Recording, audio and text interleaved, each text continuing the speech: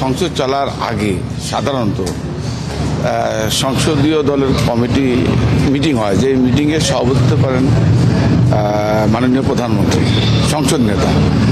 এখানে অ্যাকচুয়ালি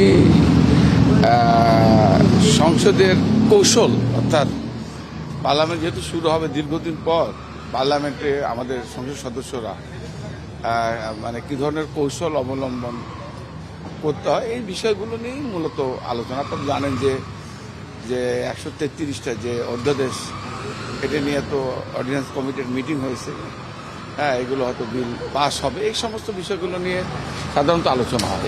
এই আর কি সংসদ নেতা এবং আমাদের যারা সিনিয়র পার্লামেন্ট সদস্য আছে একটা হয়তো দিক নির্দেশনা দেবে যে পার্লামেন্ট কোন পদ্ধতিতে হয়তো পরিচালিত হবে, এই বিষয়গুলো নিয়ে আলোচনা হয়। হাউস কমিটির বৈঠকটাই তো মূলত 11টায়। হ্যাঁ, হাউস কমিটি মিটিং চলছে এখন।